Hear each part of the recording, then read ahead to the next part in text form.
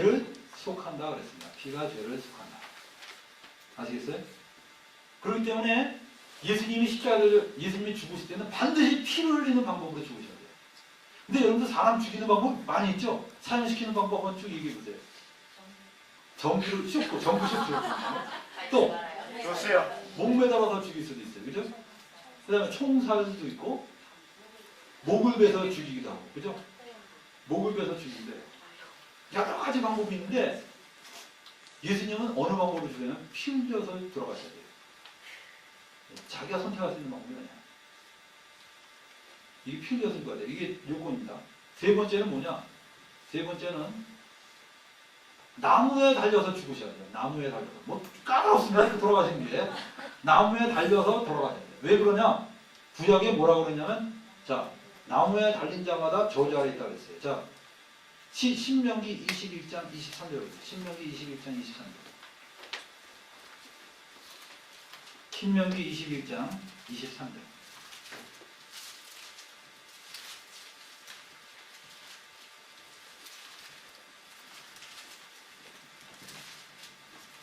신명기 21장 23절. 다 찾으셨어요? 한번 읽어보시다. 시작.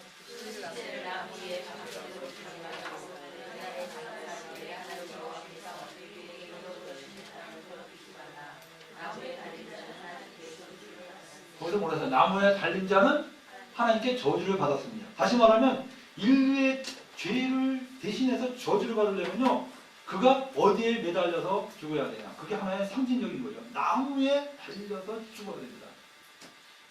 자, 그럼 이 조건들을 다 만족시키려고 하려면 이건 자기 마음대로 못하죠, 그거. 자기가 일부러 나무에 올라가서 죽을 수도 없고 어떻게 해야 됩니까? 근데 예수님이 십자가를 죽으실 때쯤에 그 당시 세대에 아주 특이한 전 인류 역사상 십자가를 죽인 시대가 그렇게 많지가 않았어요. 그 시대에 갑자기 십자가형이 등장한 거예요. 그래서 사람을 매달아서 죽이는데 못 박아서 죽입니다. 못 박아서 죽이고 예수님은 못 박았는데 창으로 나중에 찔렀죠. 찔러서 이 피가 나중에 나오다 못해서 뭐가 나왔다 했어요? 물까지 나왔다 했어요. 모든 피를 다 쏟아버린 거예요. 어떻게 생각하세요? 여러분들 이게 전부 다 그냥 우연의 작품 같아요? 이건 정말 놀라운 하나님의 역사예요. 더구나 예수님이 돌아가실 때요. 예수님 돌아가실 때 하나님은 더 놀라운 설정하셨어요. 양쪽에 누가 달렸어요? 예? 강도가 또 두 명이 딱 달렸어. 야, 난 이것도 보면서 하나님이 얼마나 우리를 사랑하시고 이 모든 거를 다 준비해 놓으십니까? 강도가 죽는데요. 이 강도 중에 한 명은 막 예수님을 비난했어요. 야, 네가 하나님의 아들이면 십자가에서 한번 내려와 봐라. 그래서 우리도 좀 살려다오. 막 이렇게 얘기했는데 한 강도는 이 강도를 책망했어요. 네가 우리가 동일한 정죄를 받고 이 동일한 정죄를 받고 어째요? 넌 죄에 마땅한 정죄를 받고 우리는 주가 마땅하지만 이분은 죄가 없으신 분입니다. 그러더니 이 강도가 뭐냐면 예수여, 당신 나라에 들어갈 때 나를 구원하소서 그랬어요. 나를 기억해 주소서 그랬어요. 나를 기억해 주소서. 근데 문제는 뭐냐면 이게 예수님인데 예수님의 오른쪽인지 왼쪽인지 몰라요. 근데 대부분 이제 사람들은 우편강도라고 그러는데 이 우편강도는 살려달라고 그랬고 이 사람은 예수님을 비난했다. 그때 주님이 뭐라고 말씀하셨냐? 오늘날 네가 나와 함께 있으리라. 여러분들 근데 그 헬라어 원어를 보면 이렇게 나와요. 예수여, 당신 나라에 들어갈 때 나를 기억해 주소서. 이 사람은요, 구원해달라는 말을 참 못해요. 이 강도로 산 사람이 어떻게 죽기 몇 분 전에 있는 사람이 무슨 낯짝으로 구원해달라고. 그래서 나를 기억해 줬어라고 얘기했는데 예수님은 뭐라 하냐면 아멘 그랬어요. 우리 헬라어 원어로 보면요, 거기 보면 아멘. 아마 히브리어도 말씀하셨어도 그렇게 말씀하셨을 거예요. 아멘. 첫 번째로 나오는 겁니다. 아멘. 네가 오늘날 나와 함께 나와 있으리라. 이거 우연 같아요, 여러분? 이 두 명의 선정, 십자가를 가운데로 두고 구원과 저주가 확 달라지잖아요. 그죠? 예수 그리스도를 인정하는 강도는 구원받았고요. 예수님을 거부한 강도는 지옥 갔어요. 하나님의 설정입니다. 온 인류를 향한 메시지예요. 너희가 어떻게 할 거냐 이거예요. 자, 여러분들 나는 강도보다는 좀 착하니까 좀 더 낫겠지. 이 차원으로 접근하시겠어요? 아닙니다. 예수의 피 외에는 구원받을 게 없어요. 나의 죄를 씻기는 예수의 피밖에 없네. 할렐루야! 그거 한번 불러봅시다. 나의 죄를 씻기는. 갈라디아서 3장 14절 13절 다시 한번 읽어보세요. 시작. 그리스도께서 우리를 위하여 저주를 받은 바 되사 율법의 저주에서 우리를 속량하셨으니, 속량하셨다. 이건 뭐냐면 노예 상태에 있던 사람들을 이렇게 풀어주는 것을 속량했다고 해요. 우리를 속량하셨다. 기록된 바 나무에 달린 자마다 저주 아래에 있는 자라 하였습니다. 그리스도께서 우리를 위해서 저주를 대신 받으셨다. 자, 그리스도께서 우리를 위해서 저주를 대신 받았으면 우리는 또 저주 받으면 됩니까? 안 됩니까? 돼요? 안 돼요? 왜 안 됩니까? 예? 내가 저주를 받으면요, 주님이 저주받은 것은 말짱 도루묵이 되는 거예요. 예? 하나님이 날 저주하고 싶어도 저주하기가 어려워요. 왜? 예? 자기 아들이 죽은 거에 말짱 도루묵이 되니까 저주를 못하는 거예요. 할렐루야! 예수 믿는 것에 대한 축복입니다. 그래서 여러분들 우리 예수 믿는 거 참 기쁜 거예요. 예수 믿는 것은 받은 증거 많도다. 예수 귀한 예수. 믿음 더욱 주소서. 예수 믿는 것은 뭐라고요? 받은 증거 많도다. 할렐루야! 아멘. 구주 예수 의지함이 심히 기쁜 일이 있어요. 할렐루야! 아멘. 여러분들 주님을 믿는 게 기쁩니까? 아멘. 뭐 믿는 거 아니 얻고 가라면 힘들지만 어필하는 건 쉽잖아요. 그죠? 네. 맨날 우리 예수님 얻고 다니려고 얼마나 힘들었습니까? 이제 예수님 내려놓으시고 예수님이 야 이제 그만 내려놔. 내가 좀 너 좀 업자. 근데도 아이고 그러지 마세요. 내 등에 업히세요. 맨날 예수님 업고 다녔어요. 그러지 마시고 구주 예수 의지함이 그분에게 안기세요. 주의 친절한 팔에 안기세요. 여러분들 바로 우리가 주님을 그렇게 의지하고 사는 겁니다. 14절에 그래서 이는 그리스도 예수 안에서 아브라함의 복이 이방인에게 미치게 하시고 또 우리로 하여금 믿음으로 말미암아 성령의 약속을 받게 하려 함이니라. 자, 그리스도 예수 안에서 아브라함의 복이 우리들에게 미친다는 겁니다. 15절 보세요. 형제들아 내가 사람의 예대로 말하노니 사람의 언약이라도 정한 후에는 아무나 해하거나 더하거나 하지 못합니다. 이 약속들은 아브라함과 그 자손에게 말씀하신 것인데 여럿을 가리켜 그 자손들이라 하지 아니하고 오직 한 사람을 가리켜 내 자손이라 하시니 곧 그리스도다. 다시 말하면 모든 이방인이 너로 말미암아 복을 받으리라 한 그 약속이 바로 이 예수 그리스도를 가리킨 거라는 거예요. 아시겠어요? 아브라함의 자손이 바로 아브라함의 자손에게 하나님이 약속하신 거거든요. 이방인들이 너로 말미암아 복을 받는다. 그게 아브라함과 그 자손에게 하신 말씀인데 그 자손이 누구냐? 바로 예수 그리스도라는 겁니다. 17절 한번 보세요.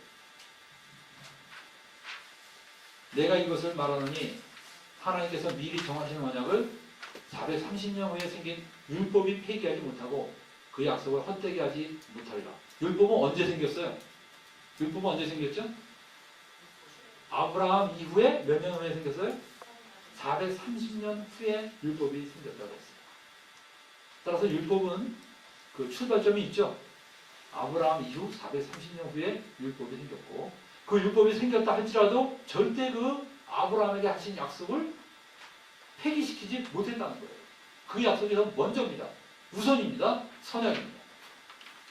그 다음에 18절 만약에 그 유업이 율법에서 난 것이면 약속에서 난 것이 아니리라.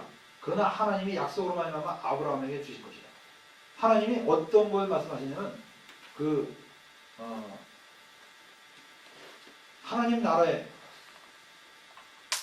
나라에 바로 이 후사가 되는 이 언약을 주셨는데 그 하나님 나라의 후사가 되는 이 언약을 율법에서 난 것이 아니라 율법 이전에 이미 약속하셨다는 거예요.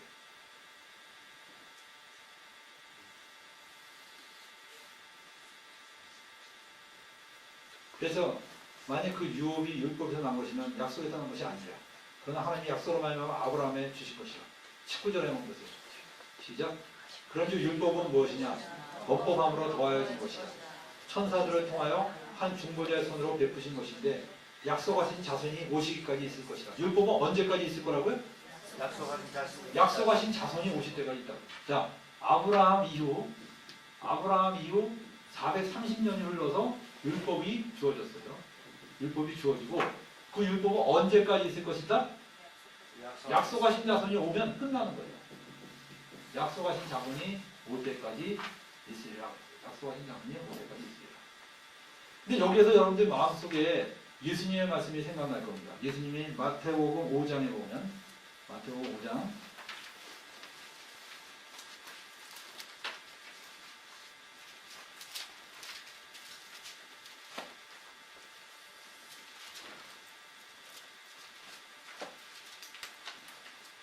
마태복음 5장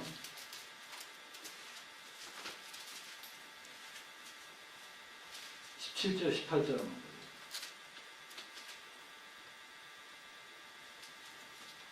자, 읽어보세요. 시작.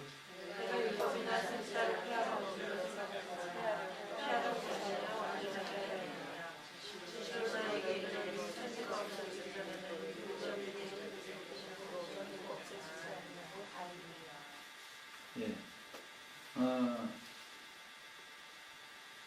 여기 보면 그 아브라함의 아까 내가 그 빼놨는데 아브라함에게 한 언약이 세상의 후사가 되리라 하는 언약입니다. 세상의 후사. 다시 말하면 그 이 모든 세상을 물려받는 그게 어떻게 보면 우리에게는 하나님 나라죠. 하나님 나라를 물려받는 그런 유업을 향유하는 그런 후사가 되는 언약인데 이것이 바로 아브라함과 함께 믿음을 가진 사람들이 소유하는 그런 약속들이라는 겁니다. 근데 이 율법, 근데 그 율법이 그런 하나님의 약속을 취소시키거나 변경시킬 수가 없다는 거예요. 그래서 여기 보니까 율법은 하나님께서 이렇게 아브라함 이후 430년 후에 주신 것이고 약속하신 자손이 오실 때까지 믿게 했다는 건데 근데 마태복음에 보니까 뭐라고 나왔어요? 아까 18절에 보니까 진실로 너희에게는 천지가 없어지기 전에 율법이 이점이라도 반드시 없어지지 않고 다 이루라고 그랬죠. 자, 근데 바울은 뭐라고 그랬어요? 약속하신 자손이 오실 때까지 있을 거라고 그랬어요.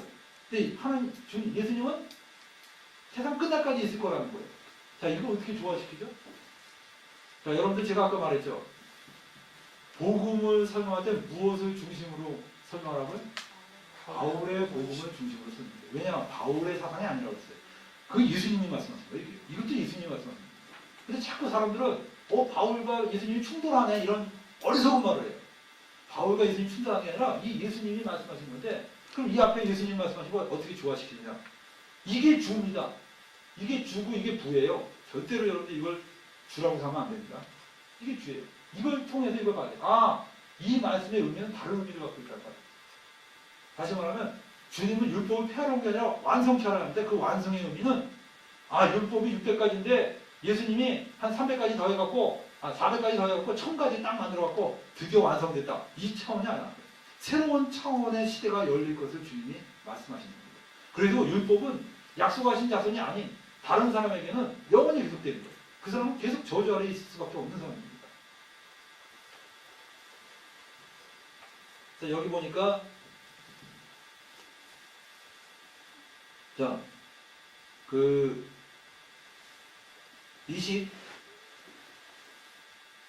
19절 한번 보세요. 시작. 그런즉 율법은 무엇이냐? 범법함으로 더하여진 것이라. 이게 밑줄 쫙 쳐놓으세요. 율법은 왜 주신 거라고요? 예? 범법함으로 더한 거다. 라고 그랬어요. 범법함으로 더해진 거다. 여기 더했다는 건 어디에 더했다는 겁니까? 원래 있었는데 거기다 더해졌다는 거예요. 플러스해졌다. 율법은. 뭐에 더해졌다는 거죠? 율법이 있기 전에 뭐가 있었어요? 율법이 있기 전에는 온 인류가 그냥 개판으로 다 살았나요? 율법이 있기 전에도 뭐가 있었죠? 그게 우리가 보통 생각할 때 양심입니다. 양심. 다시 말하면 인간들이 기본적으로 자기 생각, 자기 양심 그대로 살았어요. 근데 하나님이 여기에다 뭘 더해 주셨냐? 바로 율법을 더해 주십니다. 그래서 로마서 2장 15절에 보면 로마서 2장 15절에 보면 율법이 없는 자에게는 율법이 없어도 그 마음이 증거가 되어서 그 양심이 옳고 그름을 나타낸다고 했어요. 율법이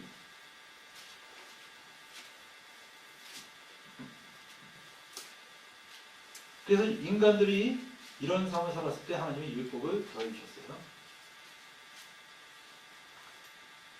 자, 그래서 인간은 20절에 한번 보세요. 20절에 중보자의 손으로 베푸신 건데 20절에 그 중보자는 한 표만 위한 자가 아니냐 하나님은 한 분이시니라. 21절 보세요. 시작.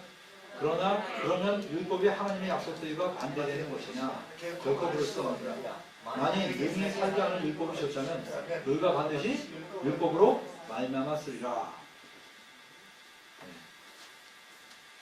우리 시간이 없으니까 쭉쭉 나갑시다. 22절. 그러나 성경이 모든 것을 죄 아래 가두었으니 이는 예수 그리스도를 믿음으로 말미암은 약속을 믿는 자들에게 주게 하심이니라. 믿음이 오기 전에 23절 동그라미 치세요. 믿음이 오기 전에는 우리가 율법 아래 매인바 되고 계시된 믿음의 때까지 갇혔느니라. 그죠? 이와 같이 율법이 우리를 그리스도께로 인도하는 초등교사가 되어 우리를 하여금 믿음으로 말미암아 의롭다함을 얻게 하려 합니다. 25절. 믿음이 온 후로는 우리가 어떻게 됐어요? 초등교사 아래 있지 아니하도다. 자, 역사적으로 보면 예수 약속하신 자손이 오시기까지 율법이 역할을 했어요. 그죠? 개인적으로는 언제까지 율법이 역할을 합니까? 개인적으로는. 네? 여기 써 있잖아요, 방금. 약속하신 자손은 이미 2000년 전에 오셨고, 우리 개인에게는 어떻게 적용돼요?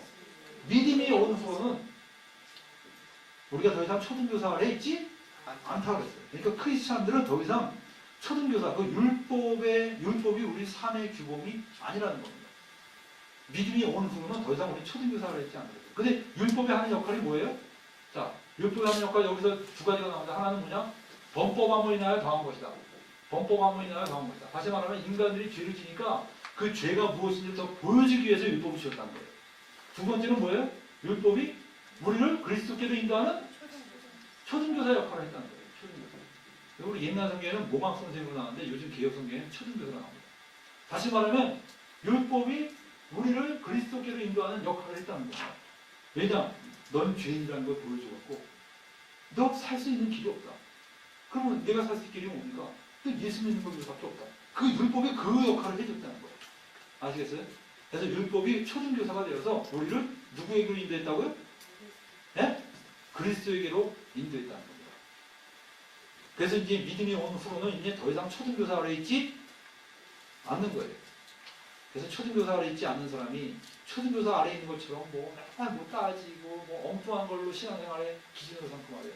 술 먹어야 되냐 말아야 되냐, 담배 피워야 되냐 말아야 되냐, 뭐 11조 바쳐야 되냐 말아야 되냐, 이런 걸 무슨 신앙의 핵심으로 알고 있어요. 그게 아니야. 그래서 26절 시작. 너희가 믿음으로 말미암아 그리스도 예수 안에서 하나님의 아들이 되었다. 뭐가 되었다고요? 하나님의 아들이 되었다. 이게 우리 정체성입니다. 그리스도 예수 안에서 우리가 뭐가 됐어요? 하나님의 아들이 되었다. 27절. 누구든지 그리스도와 합하기 위하여 세례를 받은 자는 그리스도로 옷 입었느니라. 예수 그리스도와 합하기 위해서 세례를 받았다. 세례 받는다는 건 곧 믿음을 고백한 겁니다. 세례 받는다는 게 믿음을 고백하는 거고, 예수 그리스도와 나는 연합한 자라는 시인입니다. 다시 말하면 내가 예수 그리스도를 믿으면 바로 그는 그리스도와 합해진 자고 그리스도로 옷 입은 자라는 거예요. 자, 주님의 옷을 입었다. 주님으로 옷을 입었다는 거예요. 이게 뭐예요? 연합의 하나의 표현입니다. 그리스도와 내가 이렇게 연합되었다는 표현이죠. 그리스도로 옷 입었다. 링크 옷이 중요한 게 아니라 그리스도의 옷이 중요한 겁니다. 28절에 보세요. 너희는 유대인이나 헬라인이나 종이나 자유인이나 남자나 여자나 다 그리스도 예수 안에서 하나니라. 이게 얼마나 멋있는 선언입니까? 우리 그리스도인들 서로 차별하고 부자냐 가난한 자냐 뭐 학식이 학벌이 어떠냐 이런 거 따지는 것 아주 부끄러운 겁니다. 누구나 그리스도 예수 안에서 우리는 하나라는 거예요. 하나다. 남자나 여자나 가릴 거 없이 우리 다 주 안에서 하나다. 할렐루야. 아멘. 29절 너희가 그리스도의 것이면 곧 아브라함의 자손이요 약속대로 유업을 이을지니. 어떤 유업이냐? 하나님 나라를 유업으로 물려받는 그 유업을 말하는 거예요. 우리가 그런 유업을 물려받을 자라. 그래서 바로 우리는 예수 그리스도의 믿음으로 그와 연합되고 바로 하나님의 약속을 물려받는 바로 그런 수사가 되었음을 이 성경에서 사도 바울은 이야기하고 있는 것입니다. 우리 이 시간에 잠깐 기도하겠습니다. 하나님 아버지 감사합니다. 주님께서 우리 형제자매들 이 말씀에 참 이렇게 집중하게 해주셨음을 감사합니다. 이 말씀 그 마음속에 깊이 뿌리 박아서 이 복음의 진리에서 흔들리지 않고 정말 주님만을 열심히 믿고 따르고 주님만 의지하고 살아갈 수 있게 해주시옵소서. 예수님의 이름으로 기도합니다. 아멘. 우리 시간